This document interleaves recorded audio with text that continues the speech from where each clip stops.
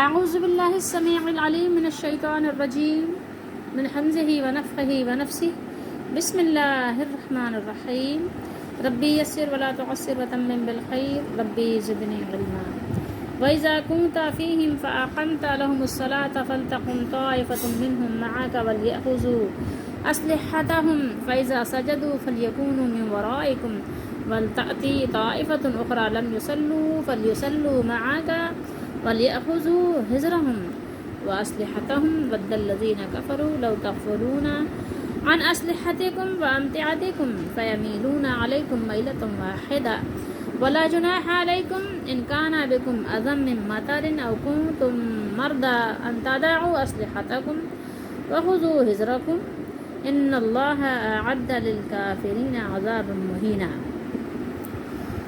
اور اے نبی صلی اللہ علیہ وآلہ وسلم، جب آپ مومنوں کے درمیان ہوں پھر انہیں نماز پڑھانے کے لیے کھڑے ہوں تو ان میں سے ایک گروہ اپنے ہتھیار لگائے ہوئے آپ کے ساتھ جماعت میں کھڑا ہو، پھر جب وہ سجدہ کر لیں تو پیچھے چلے جائیں، اور دوسرا گروہ جس نے ابھی نماز نہیں پڑھی تو وہ آپ کے ساتھ نماز ادا کریں، اور وہ ساتھ لیں اپنا بچاؤ اور اپنے ہتھیار، یعنی اپنی حفاظت کے جو سامان ہیں وہ اپنے ساتھ لیے رکھے رہیں۔ کافر چاہتے ہیں کہ تم اپنے ہتھیاروں اور اپنے سامان کی طرف سے ذرا غافل ہو جاؤ، یعنی کچھ آپ اس سے کیا ہوں، آپ تغافل بھی کہتے ہیں اور غفلت بھی کہتے ہیں، اور اس کے علاوہ جیسے کیئرلیس وغیرہ کے الفاظ استعمال کرتے ہیں۔ تو اگر غافل ہو جاؤ تو وہ تم پر یکبارگی دعویٰ بول دیں، یعنی حملہ کر دیں، ٹھیک ہے۔ اور اگر تمہیں بارش سے تکلیف ہو یا تم بیمار ہو تو تم پر کوئی گناہ نہیں کہ اپنے ہتھیار ایک طرف رکھ دو، یعنی اگر ہتھیار کو پہننے میں، ہتھیار کو اٹھانے میں، پکڑنے میں اگر تکلیف ہو تو اس صورت میں یہ بات بیان ہو رہی ہے، ٹھیک ہے۔ اور اپنا بچاؤ ساتھ لو، بے شک اللہ نے کافروں کے لیے رسوا کر دینے والا عذاب تیار کر رکھا ہے، مہین، ٹھیک ہے۔ بہت سے لوگ ماہین وغیرہ نام رکھتے ہیں نا،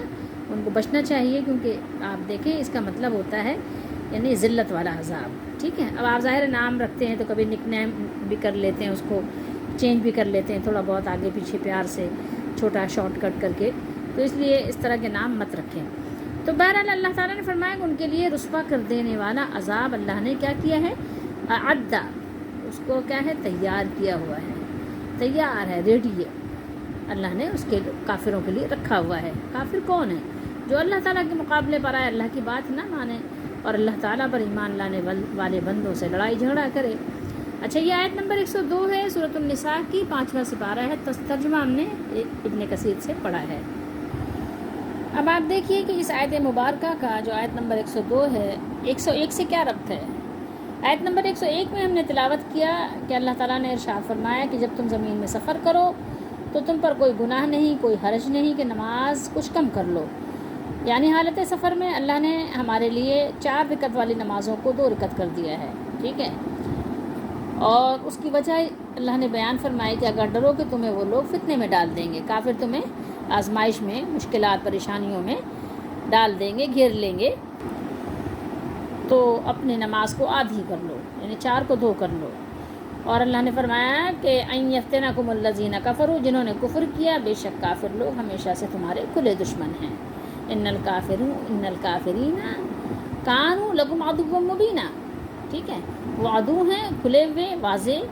سب کو معلوم ہے کہ وہ مسلمانوں کے دشمن ہیں۔ اور وہ دشمن کیسے ہیں؟ چھپے ہوئے نہیں ہیں منافقوں کی طرح، بلکہ کھلے ہوئے دشمن ہیں، اپنی دشمنی کو انہوں نے اعلان کر رکھا ہے۔ تو جب آپ سفر پہ ہوں گے تو نماز آپ کی مختصر، کم، آدھی ہو جائے گی، لیکن جب سفر پہ ہوں گے تو ظاہر ہے کبھی خوف کے بھی تو حالات ہوتے ہیں، جیسا کہ جب قرآن کا نزول ہو رہا تھا تو خوف کے حالات بارہا مسلمانوں پر آتے رہے۔ تو لازمی بات ہے کہ اب جب آپ حالت سفر میں ہیں اور حالت خوف بھی آپ پر طاری ہے تو پھر کیا نماز کا حکم ہے، کیا حکم دیا اللہ تعالیٰ نے، وَإِذَا كُنْتَ فِيهِمْ، اس آیت میں صلاۃ خوف کی اجازت بلکہ حکم دیا جا رہا ہے۔ یہ خوف کی نماز کا وہ موقع ہے کہ جب دشمن موجود ہو اور اس کے حملے کا خطرہ ہو، عملاً جنگ نہ ہو رہی ہو، لیکن ذرا سی غفلت بڑے نقصان کا باعث بن سکتی ہو۔ اگر آپ نے تھوڑی سی غفلت دکھائی تو ایسے حالات میں اگر نماز کا وقت ہو جائے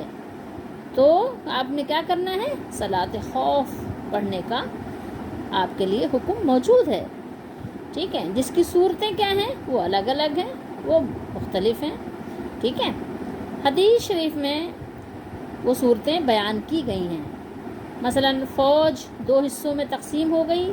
ایک حصہ، ایک گروہ، ایک آپ کہیں کہ جماعت یا دستہ دشمن کے بالمقابل کھڑا ہو تاکہ کافروں کو حملہ کرنے کی جسارت نہ ہو، اور دوسرا جو گروہ ہے اس کے لیے کیا ہے؟ دوسرے کے لیے یہ حکم ہے کہ وہ نبی کریم صلی اللہ علیہ وسلم کے ساتھ آ کر نماز ادا کرے، آپ صلی اللہ علیہ وسلم کے پیچھے نماز پڑھے۔ تو یہ اللہ تعالیٰ نے وہ حکم بیان فرمایا۔ جب یہ حصہ نماز سے فارغ ہو جائے، یعنی یہ گروہ نماز سے فارغ ہو جائے، تو آپ کو پتہ ہے کہ سفر میں اللہ نے اس سے پہلے بیان کیا کہ 4 رکعت والی 2 رکعتیں ہو گئیں، ٹھیک ہے۔ تو اب ظہر کی نماز ہے یا عصر کی ہے یا عشاء کی ہے اور خوف کا عالم ہے، تو جب ایک گروہ نے نبی کریم صلی اللہ علیہ وسلم کے پیچھے 1 رکعت پڑھ لی، 1 رکعت پڑھ کر فارغ ہو گئے، تو یہ کہاں چلے جائیں؟ یہ اٹھیں اور چلے جائیں اس جگہ جہاں کے آدھا گروہ یعنی آدھے لوگ، یعنی ایک جماعت 2 گروہ میں بٹے تھے نا، تو جو وہ وہاں پر مورچے پر جو لوگ موجود ہیں اور بالکل یعنی چاق چوبند ہیں، ایکٹیو ہیں اسلحہ لے کر، یہ لوگ جنہوں نے 1 رکعت پڑھ لی ہے اب یہ اٹھیں اور یہ وہاں چلے جائیں، اور وہ لوگ جو دشمن کے سامنے ان کے مقابلے میں کھڑے ہوئے ہیں اسلحہ لے کر، وہ لوگ آئیں اور نبی کریم صلی اللہ علیہ وسلم پیچھے 1 رکعت پڑھ لیں۔ 2 رکعت پڑھا رہے ہیں آپ صلی اللہ علیہ وسلم، تو 1 رکعت تو آپ نے پڑھا دی، 1 رکعت پڑھنے والے اب چلے جائیں اور وہ جا کر وہاں کھڑے ہو جائیں مورچے پر، اور وہ جو مورچے پہ کھڑے تھے وہ لوگ آئیں اور نبی کریم صلی اللہ علیہ وسلم کے پیچھے، آپ صلی اللہ علیہ وسلم کی تو دوسری رکعت ہے لیکن ان لوگوں کی کیا ہوگی؟ پہلی رکعت ہوگی، 1 رکعت وہ پڑھیں، ٹھیک ہے۔ اور آپ کو اس بات کا اندازہ لگانے میں ذرا بھی دشواری نہیں ہوگی کہ نماز کی جماعت کرانے والے کون ہیں؟ رسول اللہ صلی اللہ تعالیٰ علیہ وآلہ وسلم امام ہیں، آپ نماز پڑھا رہے ہیں، جماعت کی امامت کرنے والے اللہ کے رسول صلی اللہ علیہ وسلم ہیں، اور پیچھے پڑھنے والے صحابہ کرام ہیں، اور حالات کیسے ہیں؟ حالات خوف کے ہیں، لیکن پھر بھی ہر ایک کو شوق ہے کہ رسول اللہ صلی اللہ علیہ وسلم کی امامت نصیب ہو۔ تو اللہ تعالیٰ نے کتنا خوبصورت حکم دیا اپنے پیارے صحابہ رضی اللہ تعالیٰ عنہم کو، اور خیر بعد کے حالات میں بھی اگر صلاۃ خوف کوئی پڑھنا کا موقع ہے اور وہ امام کے پیچھے ہی پڑھنا چاہتا ہے تو اس کے لیے بھی حکم باقی ہے، لیکن یہ رسول اللہ صلی اللہ تعالیٰ علیہ وآلہ وسلم کی امامت میں صحابہ کرام نے جو نماز پڑھی ہے، تو احادیث میں ہے کہ کئی مرتبہ رسول اللہ صلی اللہ علیہ وسلم نے صلاۃ خوف پڑھائی ہے۔ بہرحال تو آپ جان سکتے ہیں، اندازہ کر سکتے ہیں کہ حالت خوف میں جس سے جیسے بن پڑے وہ نماز پڑھ لے، اس کی نماز ہو جائے گی۔ اور اس کے علاوہ یہ کہ اگر امام کے پیچھے پڑھنا چاہ رہا ہے تو اس کا طریقہ کار بھی قرآن نے بیان کیا ہے، اور احادیث مبارکہ میں اس کی پوری وضاحت بہت واضح انداز میں موجود ہے۔ آپ کو معلوم ہونا چاہیے کہ نماز خوف کی بہت سی اقسام ہیں، کیونکہ دشمن کبھی تو قبلے کے سامنے ہوتا ہے اور کبھی وہ کسی اور طرف ہوتا ہے۔ پھر نماز کبھی 4 رکعتوں والی ہوتی ہے اور کبھی 3 والی، اور کبھی جو ہے وہ 2 رکعتوں والی ہوتی ہے، یعنی فجر کی 2 رکعتیں ہوتی ہیں اور مغرب کی 3 ہی ہوتی ہیں، وہ سفر میں بھی 3 ہوتی ہیں، تو ٹھیک ہے۔ اور وہ نماز مسلمان اسے جماعت سے ادا کرتے ہیں، اور کبھی جنگ اس قدر گھمسان کی ہوتی ہے کہ وہ جماعت سے نماز ادا کر ہی نہیں سکتے، الگ الگ پڑھتے ہیں، ٹھیک ہے۔ صورتیں بتائیں نا کہ الگ الگ ہو سکتی ہیں، مختلف ہو سکتی ہیں۔ تو پھر کبھی قبلہ رخ ہو کر اور کبھی غیر قبلہ رخ، کبھی سوار ہو کر اور کبھی سواری سے نیچے اتر کر بھی نماز ادا کرتے ہیں، حتیٰ کہ اس حالت میں بھی وہ ایسا بھی ہے کہ وہ چلتے ہوئے اور دشمن پر پیدل پر وار کرتے ہوئے بھی نماز ادا کر سکتے ہیں۔ بعض علماء نے کہا ہے کہ اس حالت میں وہ صرف ایک رکعت پڑھیں گے، یعنی جب وہ حالت خوف میں اور حالت جنگ میں ہوں گے، ٹھیک ہے، ایک رکعت پڑھیں گے، کیونکہ ان کے پاس دلیل ہے۔ دلیل کون سی ہے ان کے پاس؟ مسلم شریف کی حدیث شریف ہے، حضرت ابن عباس رضی اللہ تعالیٰ عنہما نے بیان کیا کہ اللہ تعالیٰ نے تمہارے نبی کی زبانی حضر میں نماز کی 4 رکعت، یعنی حضر یعنی جب آپ گھر میں ہوتے ہیں، 4 رکعت رکھی ہیں، سفر میں 2 رکعتیں ہیں، یعنی سفر میں آدھی ہو جاتی ہیں 2 رکعتیں ہیں، اور خوف کی حالت میں 1 رکعت فرض قرار دی ہے۔ یہ مسلم شریف کی حدیث شریف ہے۔ بخاری شریف ہے ابواب صلاۃ الخوف، ٹھیک ہے، نماز خوف کا بیان ہے، حدیث نمبر ہے 944۔ عبداللہ بن عباس رضی اللہ تعالیٰ عنہما نے بیان کیا کہ نبی کریم صلی اللہ علیہ وسلم کھڑے ہوئے اور دوسرے لوگ بھی آپ صلی اللہ علیہ وسلم کی اقتداء میں، یعنی آپ کے ساتھ کھڑے ہوئے، ٹھیک ہے، کس لیے کھڑے ہوئے؟ نماز کے لیے۔ آپ صلی اللہ علیہ وسلم نے تکبیر کہی، یعنی اللہ اکبر کہا، تو لوگوں نے بھی تکبیر کہی۔ آپ صلی اللہ علیہ وسلم نے رکوع کیا تو لوگوں نے آپ کے ساتھ رکوع اور سجدہ کر لیا تھا۔ وہ کھڑے کھڑے اپنے بھائیوں کی نگرانی کرتے رہے، ٹھیک ہے، یعنی کچھ لوگوں نے کیا کیا کہ کھڑے ہو کر نماز پڑھ لی اور کھڑے ہی رہے، اور کچھ لوگوں نے کیا کیا کہ رکوع اور سجدہ بھی کیا رسول اللہ صلی اللہ علیہ وسلم کے ساتھ، اور کچھ لوگ رکوع سجدہ کر رہے تھے، تو ظاہر رکوع سجدے میں تو نگرانی نہیں ہوتی نا، سر جھکا ہوا ہے، کیا پتہ سامنے سے کون آ رہا، پیچھے سے کون آ رہا حملہ کرنے، لیکن کچھ لوگ قیام میں کھڑے ہی رہے، ٹھیک ہے، یعنی کھڑے کھڑے نگرانی کرتے رہے، یعنی نماز بھی پڑھ رہے ہیں اور دشمنوں سے نگرانی بھی کرتے رہے۔ اور دوسرا گروہ آیا، ٹھیک ہے، جو اب تک حفاظت کے لیے دشمن کے مقابلے میں کھڑا رہا، بعد میں اس نے بھی رکوع اور سجدے کیے، سب لوگ نماز میں تھے لیکن لوگ ایک دوسرے کی حفاظت کر رہے تھے، سب لوگ کس میں تھے؟ نماز میں تھے اور ایک دوسرے کی حفاظت بھی کر رہے تھے۔ تو آپ نے دیکھا کہ حدیث شریف میں، بخاری شریف میں کیا موجود ہے کہ سب لوگوں نے ایک دوسرے کا پہرا دیتے ہوئے نماز ادا فرما لی۔ اور مسند احمد میں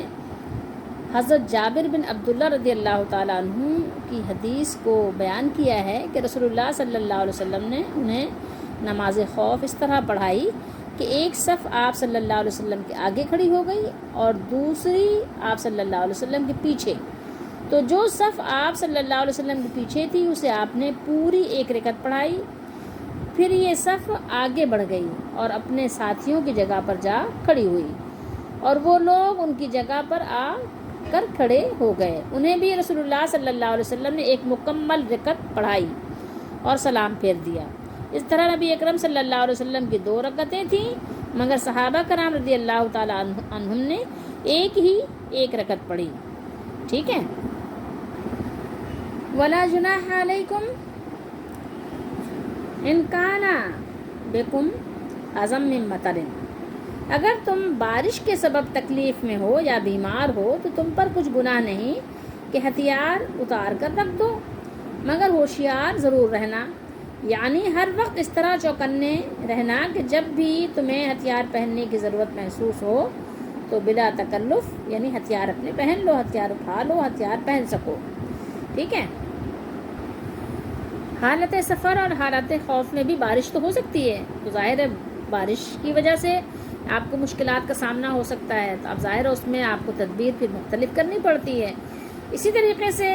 کوئی تکلیف بھی ہو سکتی ہے، آپ حالت خوف میں بھی بیمار ہو سکتے ہیں اور سفر میں بھی بیمار ہو سکتے ہیں، تو بیماری کی وجہ سے یہ جو جب آپ کے حالت عذر پیش آ جائیں یا بارش کی وجہ سے، تو اس کے بھی اللہ تعالیٰ نے آپ کو حالات بیان فرما دیے۔ رسول اللہ صلی اللہ علیہ وآلہ وسلم نے جو اپنے صحابہ کو جو فوجی دستے کی صورت میں تھے ان کو آپ نے مختلف انداز سے نماز پڑھائی صلاۃ خوف، اور اس صورت میں جو روایات ہیں وہ تھوڑی سی قدرے آپ کو مختلف نظر آئیں گی، اس طرح سے کہ بعض روایات میں آتا ہے کہ آپ صلی اللہ علیہ وسلم نے یعنی دونوں گروہوں کو ایک ایک رکعت نماز پڑھائی، یعنی آدھی جماعت جو تھی ان کو آپ نے ایک رکعت نماز پڑھائی، اس طرح آپ کی 2 رکعت اور فوجیوں کی جو فوجی تھے ان کی ایک ایک رکعت ہوئی، یعنی آدھے فوج کے لوگ کس پہ تھے؟ دشمن کے سامنے تھے، اور آدھے لوگ نماز پڑھ رہے تھے رسول اللہ صلی اللہ علیہ وسلم کے ساتھ۔ جب یہ آدھے لوگ جب آپ صلی اللہ علیہ وسلم کے ساتھ ایک رکعت پڑھ چکے تو وہ لوگ چلے گئے دشمن کے پاس، اور جو وہ آدھے لوگ دشمن کے پاس تھے وہ آ گئے رسول اللہ صلی اللہ علیہ وسلم کے پاس ایک رکعت پڑھنے کے لیے، ٹھیک ہے۔ اور بعض روایات میں آتا ہے کہ 2 رکعت پڑھائیں آپ صلی اللہ علیہ وسلم نے، اس طرح آپ کی 4 رکعت ہوئی، ٹھیک ہے، اور فوجیوں کی کتنی ہوئیں؟ 2 رکعتیں ہوئیں۔ اور بعض روایات میں آتا ہے کہ 1 رکعت پڑھ کر اتحیات کی طرح بیٹھے رہے، فوجیوں نے کھڑے ہو کر اپنے طور پر 1 رکعت اور پڑھ کر 2 رکعت پوری کی، یعنی آپ صلی اللہ علیہ وسلم نے 1 رکعت پڑھ کر آپ بیٹھ گئے اور فوجی چلے گئے، دوسرے فوجی جو آئے تو انہوں نے 1 رکعت پڑھی، ٹھیک ہے، اور پھر انہوں نے اپنی ایک رکعت آپ صلی اللہ علیہ وسلم پیچھے پڑھی، اور 1 رکعت کیا کیا؟ کھڑے ہو کر مزید پڑھی، اور آپ صلی اللہ علیہ وسلم بیٹھے رہے جیسے اتحیات میں بیٹھتے ہیں، ٹھیک ہے۔ اور دشمن کے سامنے جا کر پھر وہ ڈٹ گئے اور دوسرے حصے نے آ کر نبی صلی اللہ علیہ وسلم کے پیچھے نماز پڑھی۔ آپ صلی اللہ علیہ وسلم نے انہیں بھی 1 رکعت پڑھائی اور اتحیات میں بیٹھ گئے، اور اس وقت تک بیٹھے رہے جب تک فوجیوں نے دوسری رکعت پوری نہیں کر لی، پھر ان کے ساتھ آپ صلی اللہ علیہ وسلم نے سلام پھیر دیا۔ اس طرح آپ کی بھی 2 رکعت اور فوجیوں کے دونوں حصوں کی بھی، یعنی دونوں جماعتوں کی، دونوں گروہوں کی بھی 2 رکعت ہوئیں، ٹھیک ہے۔ تو اب آپ نے اس سے کیا اندازہ لگایا کہ بظاہر تو ایسا لگ رہا ہے کہ اس میں کچھ یعنی اختلاف ہے، لیکن اختلاف نہیں ہے، یہ ساری صورتیں ہیں، اور یہ بھی آپ اندازہ لگا سکتے ہیں کہ نبی کریم صلی اللہ علیہ وسلم کے زمانے میں بہت سارے خوف کے حالات آئے، اور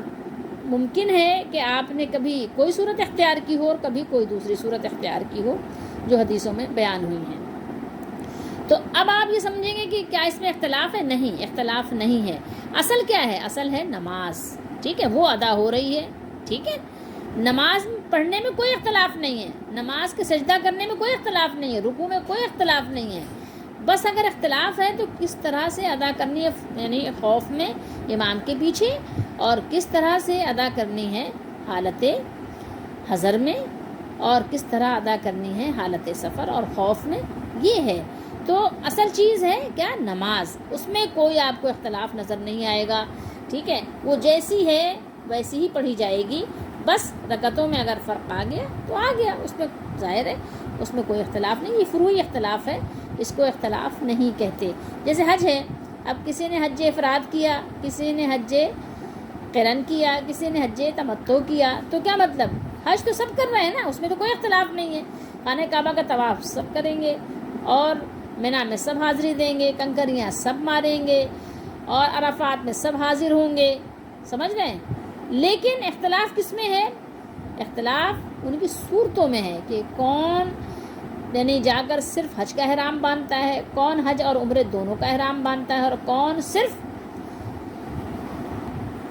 عمرے کا احرام باندھ کر آزاد ہو جاتا ہے عمرہ کرنے کے بعد، اور پھر حج کا دوسرے مطلب یعنی کہیے نئے سرے سے پھر احرام کی نیت کرتا ہے۔ تو یہ چیزیں ہیں، لیکن حج کیا ہے؟ حج میں تو کوئی فرق نہیں ہے، حج تو سب ایک ہی طرح کرتے ہیں، یعنی کوئی ایسی صورت تو نہیں ہے کہ کوئی 8 تاریخ کو جائے گا، یہ صورت تو کوئی بھی نہیں ہے نا کہ کوئی 8 تاریخ کو مینا جا رہا ہے، اور کوئی 8 تاریخ کو عرفات پہ جمع ہو رہا ہے، اور کوئی 7 کو جمع ہو رہا ہے، اور کوئی 12 کو جمع ہو رہا ہے، نہیں، سب 9 کو ہی جمع ہوں گے، 9 ہی کو ہوں گے، ٹھیک ہے، اس میں کوئی اختلاف نہیں، سب خانہ کعبہ کا طواف کریں گے، جو فرض ہے سب کریں گے، سب کے لیے فرض ہے، ٹھیک ہے۔ اسی طریقے سے سب جو ہے اپنے بالوں کو کتروائیں گے یا منڈوائیں گے، وہ سب کریں گے، یہ اس میں کوئی فرق آپ کو نہیں نظر آئے گا، مہینہ سب کے لیے وہی ہے، دن سب کے لیے وہی ہے، تو تاریخیں سب کے لیے وہی ہیں، اس میں کوئی فرق نہیں ہے۔ تو یہ چیزیں اصل میں سمجھنے کی، اسی طریقے سے نماز کا بھی ہے، ٹھیک ہے۔ تو اس میں کوئی اختلاف نہیں ہے کہ بہت سے لوگ اس کو جواز بنا لیتے ہیں، جناب اختلاف ہے، اختلاف کیا ہے؟ اختلاف تو کچھ بھی نہیں ہے، طریقہ کار صورتیں الگ الگ ہیں، آپ جس صورت میں سمجھتے ہیں آپ کمفرٹیبل ہیں، آپ اس حساب سے اپنی نماز ادا کر لیجئے، اور نہیں آپ کو نہیں سمجھ آتی تو آپ خود جو ہے تنہا پڑھ لیجئے 2 رکعت سفر میں، آپ 2 رکعت الگ سے پڑھ لیجئے، کوئی مسئلے والی بات تو ہے نہیں۔ آپ سفر میں ہیں، حالت خوف میں ہیں، آپ ظاہر دوسرے لوگوں کو آپ کہیے کہ جب تک کہ وہ آپ کی حفاظت کریں آپ نماز ادا کر لیجئے، پھر آپ حفاظت کیجئے، دوسرے لوگوں کو ہی وہ نماز پڑھ لیں، ٹھیک ہے۔ ضیاء القرآن کے مصنف فرماتے ہیں کہ اگر معرکہ جنگ جاری ہے اور مسلمان دشمنوں سے کیا ہیں گتھم گتھا ہیں، تو اس وقت جماعت کا اہتمام ضروری نہیں ہے، جیسے بنائے خواہ فقط اشاروں سے ہی نماز ادا کر لیں، یعنی اشارے سے اگر پڑھ سکتے ہیں تو اشاروں ہی سے پڑھ لیں، اور اگر اتنی فرصت بھی نہ ہو تو بے شک اس وقت نماز کو ملتوی کر دیں۔ یہ ضیاء القرآن کے مصنف نے لکھا ہے، لیکن حدیث شریف کی روشنی میں ہی یہ بات ہے، ٹھیک ہے۔ جیسا کہ آپ کو معلوم ہے کہ جب جنگ خندق ہوئی تھی، جس کو ہم غزوہ خندق بھی کہتے ہیں، غزوہ احزاب بھی، تو اس دن کیا ہوا تھا، نبی کریم صلی اللہ علیہ وسلم کی نمازیں رہ گئی تھیں، اور آپ صلی اللہ علیہ وسلم نے ان نمازوں کو بعد میں ادا کیا تھا، اور آپ نے فرمایا تھا کہ اللہ تعالیٰ ان لوگوں کا یعنی مفہوم ہے حدیث شریف کا کہ یعنی ان کا بھلا نہ کرے جن کی وجہ سے ہماری نمازیں قضا ہو گئیں، پھر آپ نے ترتیب کے ساتھ اپنی نمازیں بعد میں ادا کی۔ تو یہ آیت مبارکہ آپ پڑھیں اور اس کا ترجمہ پڑھیں، اس کی تفسیر پڑھیں، اس کو سمجھیں،